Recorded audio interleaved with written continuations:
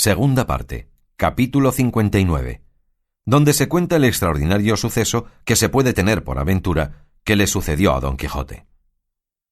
Al polvo y al cansancio que Don Quijote y Sancho sacaron del descomedimiento de los toros, socorrió una fuerte, clara y limpia que entre una fresca arboleda hallaron, en el margen de la cual, dejando libres sin jáquima y freno al rucio y a Rocinante, los dos asendereados amo y mozo se sentaron. Acudió Sancho a la repostería de sus alforjas y de ella sacó de lo que él solía llamar condumio. Enjuagóse la boca, lavóse Don Quijote el rostro, con cuyo refrigerio cobraron aliento los espíritus desalentados. No comía Don Quijote de puro pesaroso, ni Sancho no osaba tocar a los manjares que delante tenía de puro comedido, y esperaba a que su señor hiciese la salva. Pero viendo que, llevado de sus imaginaciones, no se acordaba de llevar el pan a la boca, no abrió la suya, y atropellando por todo género de crianza, comenzó a embaular en el estómago el pan y queso que se le ofrecía. «Come, Sancho amigo», dijo Don Quijote, «sustenta la vida, que más que a mí te importa, y déjame morir a mí a manos de mis pensamientos y a fuerzas de mis desgracias. Yo, Sancho, nací para vivir muriendo, y tú para morir comiendo. Y porque veas que te digo verdad en esto, considérame impreso en historias, famoso en las armas, comedido en mis acciones, respetado de príncipes, solicitado de doncellas. Al cabo, cuando esperaba palmas, triunfos y coronas, granjeadas y merecidas por mis valerosas hazañas, me he visto esta mañana pisado y acoceado y molido de los pies de animales inmundos y soeces. Esta consideración me embota los dientes, entorpece las muelas y entomece las manos y quita de todo en todo la gana de comer, de manera que pienso dejarme morir de hambre, muerte la más cruel de las muertes. De esa manera, dijo Sancho sin dejar de mascar apriesa, no aprobará vuestra merced aquel refrán que dicen «muera Marta y muera harta». Yo a lo menos no pienso matarme a mí mismo, antes pienso hacer como el zapatero, que tira el cuero con los dientes hasta que le hace llegar donde él quiere. Yo tiraré mi vida comiendo hasta que llegue al fin que le tiene determinado el cielo. Y sepa, señor, que no hay mayor locura que la que toca en querer desesperarse como vuestra merced. Y créame, y después de comido, échese a dormir un poco sobre los colchones verdes de estas hierbas, y verá cómo cuando despierte se halla algo más aliviado.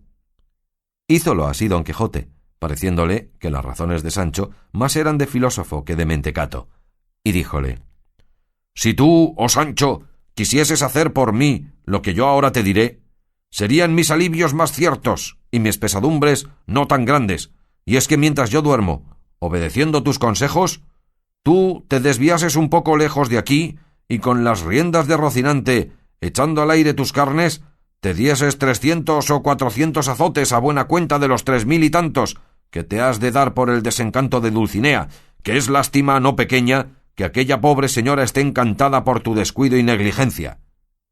«Hay mucho que decir en eso», dijo Sancho. «Durmamos por ahora entrambos y después Dios dijo lo que será. Sepa vuestra merced que esto de azotarse un hombre a sangre fría es cosa recia, y más si caen los azotes sobre un cuerpo mal sustentado y peor comido. Tenga paciencia mi señora Dulcinea, que cuando menos se cate me verá hecho una criba de azotes y hasta la muerte todo es vida. Quiero decir que aún yo la tengo, junto con el deseo de cumplir con lo que he prometido».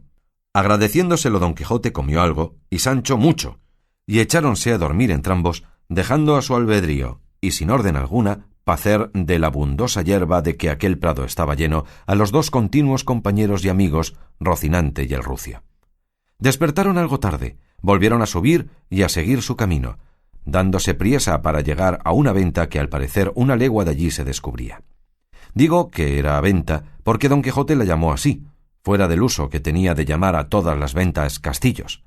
Llegaron pues a ella, preguntaron al huésped si había posada. Fueles respondido que sí, con toda la comodidad y regalo que pudiera hallar en Zaragoza. Apeáronse y recogió Sancho su repostería en un aposento de quien el huésped le dio la llave. Llevó las bestias a la caballeriza, echóle sus piensos, salió a ver lo que Don Quijote, que estaba sentado sobre un poyo, le demandaba, dando particulares gracias al cielo de que su amo no le hubiese parecido castillo a aquella venta. Llegóse la hora de cenar, recogiéronse a su estancia, preguntó Sancho al huésped que qué tenía para darles de cenar, a lo que el huésped respondió que su boca sería medida, y así que pidiese lo que quisiese, que de las pajaricas del aire, de las aves de la tierra y de los pescados del mar estaba proveída aquella venta.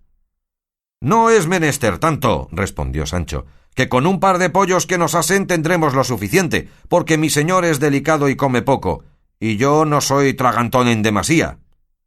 Respondióle el huésped que no tenía pollos, porque los milanos los tenían asolados. «Pues mande el señor huésped», dijo Sancho, «asar una polla, que sea tierna». «¿Polla? Mi padre», respondió el huésped. En verdad, que envié ayer a la ciudad a vender más de 50, pero fuera de pollas, pida vuestra merced lo que quisiere». «De esa manera», dijo Sancho, «no faltará ternera o cabrito». «En casa por ahora», respondió el huésped, «no lo hay, porque se ha acabado, pero la semana que viene lo habrá de sobra». «Medrados estamos con eso», respondió Sancho. «Yo pondré que se vienen a resumirse todas estas faltas en las sobras que debe de haber de tocino y huevos».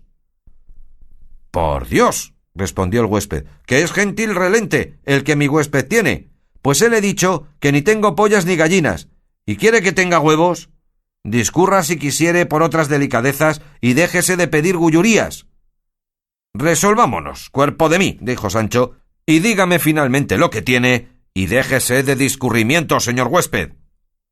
Dijo el ventero: «Lo que real y verdaderamente tengo son 2 uñas de vaca que parecen manos de ternera, o 2 manos de ternera que parecen uñas de vaca.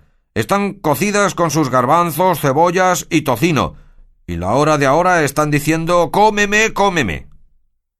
«Por mías las marco desde aquí», dijo Sancho, «y nadie las toque, que yo las pagaré mejor que otro, porque para mí ninguna otra cosa pudiera esperar de más gusto, y no se me daría nada que fuesen manos como fuesen uñas». «Nadie las tocará», dijo el ventero, «porque otros huéspedes que tengo de puro principales traen consigo cocinero, despensero y repostería». «Si por principales va», dijo Sancho, «ninguno más que mi amo, pero el oficio que él trae no permite despensas ni botillerías. Ahí nos tendemos en mitad de un prado y nos hartamos de bellotas o de nísperos». Esta fue la plática que Sancho tuvo con el ventero. Sin querer Sancho pasar adelante en responderle que ya le había preguntado qué oficio o qué ejercicio era el de su amo. Llegóse, pues, la hora del cenar, recogióse a su estancia Don Quijote, trujo el huésped la olla, así como estaba, y sentóse a cenar muy de propósito. Parece ser que en otro aposento que junto al de Don Quijote estaba, que no le dividía más que un sutil tabique, oyó decir Don Quijote: «Por vida de vuestra merced, señor don Jerónimo, que en tanto que traen la cena, leamos otro capítulo de la segunda parte de Don Quijote de la Mancha». Apenas oyó su nombre Don Quijote cuando se puso en pie y con oído alerto escuchó lo que de él trataban, y oyó que el tal don Jerónimo referido respondió: «¿Para qué quiere vuestra merced, señor don Juan, que leamos estos disparates, si el que hubiere leído la primera parte de la historia de Don Quijote de la Mancha no es posible que pueda tener gusto en leer esta segunda? Con todo eso», dijo el don Juan, «será bien leerla, pues no hay libro tan malo que no tenga alguna cosa buena. Lo que a mí en este más desplace es que pinta a Don Quijote ya desenamorado de Dulcinea del Toboso». Oyendo lo cual, Don Quijote, lleno de ira y de despecho, alzó la voz y dijo: «Quien quiera que dijere que Don Quijote de la Mancha ha olvidado ni puede olvidar a Dulcinea del Toboso, yo le haré entender con armas iguales que va muy lejos de la verdad, porque la sin par Dulcinea del Toboso ni puede ser olvidada, ni en Don Quijote puede caber olvido. Su blasón es la firmeza, y su profesión el guardarla con suavidad y sin hacerse fuerza alguna». «¿Quién es el que nos responde?», respondieron del otro aposento. «¿Quién ha de ser?», respondió Sancho, «sino el mismo Don Quijote de la Mancha, que hará bueno cuanto ha dicho y aun cuanto dijere, que al buen pagador no le duelen prendas». Apenas hubo dicho esto Sancho, cuando entraron por la puerta de su aposento 2 caballeros, que tales lo parecían, y uno de ellos, echando los brazos al cuello de Don Quijote, le dijo: «Ni vuestra presencia puede desmentir vuestro nombre, ni vuestro nombre puede no acreditar vuestra presencia. Sin duda vos, señor, sois el verdadero Don Quijote de la Mancha, norte y lucero de la andante caballería, a despecho y pesar del que ha querido usurpar vuestro nombre y aniquilar vuestras hazañas, como lo ha hecho el autor de este libro que aquí os entrego». Y poniéndole un libro en las manos que traía su compañero, le tomó Don Quijote y sin responder palabra comenzó a hojearle, y de allí a un poco se le volvió diciendo: «En esto poco que he visto, he hallado 3 cosas en este autor dignas de reprehensión. La primera es algunas palabras que he leído en el prólogo. La otra, que el lenguaje es aragonés, porque tal vez escribe sin artículos. Y la tercera, que más le confirma por ignorante, es que yerra y se desvía de la verdad en lo más principal de la historia, porque aquí dice que la mujer de Sancho Panza, mi escudero, se llama Mari Gutiérrez, y no llama tal, sino Teresa Panza, y quien en esta parte tan principal yerra, bien se podrá temer que yerra en todas las demás de la historia». A esto dijo Sancho: «Donosa cosa de historiador. Por cierto, bien debe de estar en el cuento de nuestros sucesos, pues llama a Teresa Panza, mi mujer, Mari Gutiérrez. Torne a tomar el libro, señor, y mire si ando yo por ahí y si me ha mudado el nombre». «Por lo que he oído hablar, amigo», dijo don Jerónimo, «sin duda debéis de ser Sancho Panza, el escudero del señor Don Quijote». «Sí soy», respondió Sancho, «y me precio de ello». «Pues a fe», dijo el caballero, «que no os trata este autor moderno con la limpieza que en vuestra persona se muestra.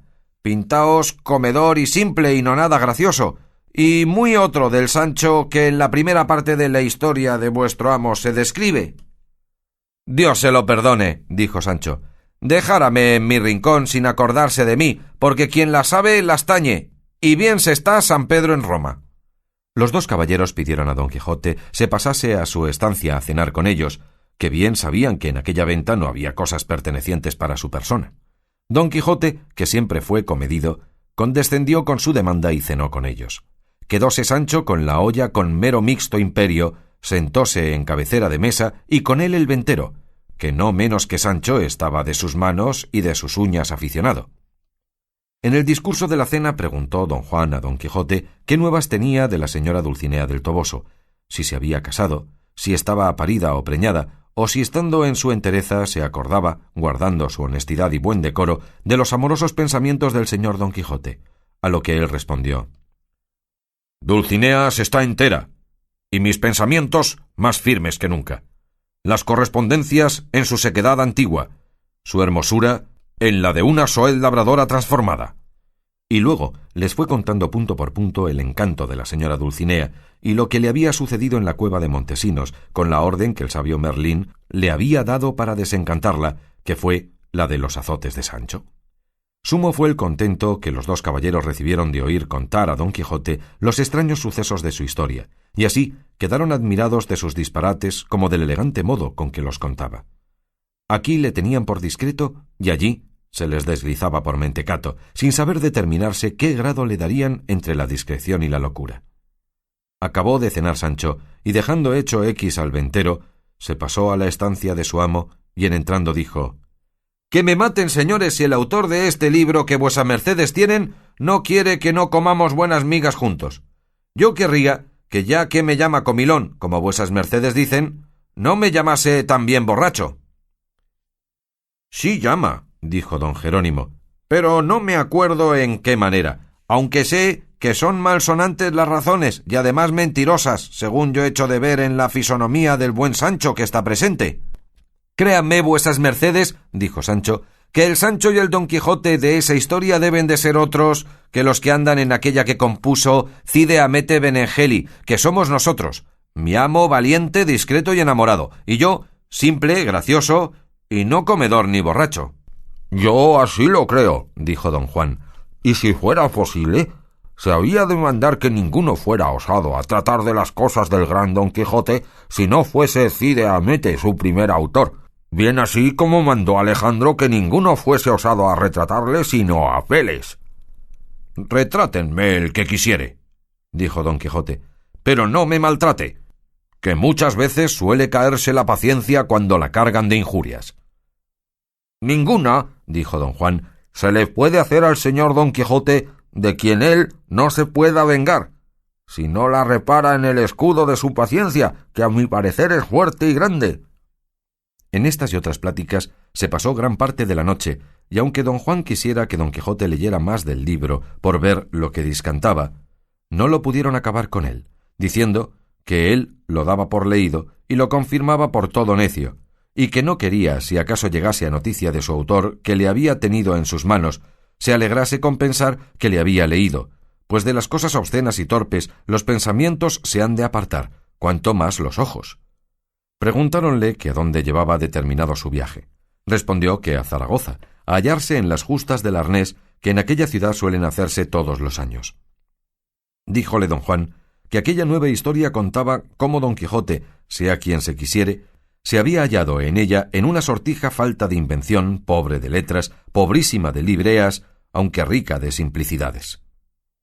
«Por el mismo caso», respondió don Quijote, «no pondré los pies en Zaragoza, y así sacaré a la plaza del mundo la mentira de ese historiador moderno, y echarán de ver las gentes como yo no soy el Don Quijote que él dice».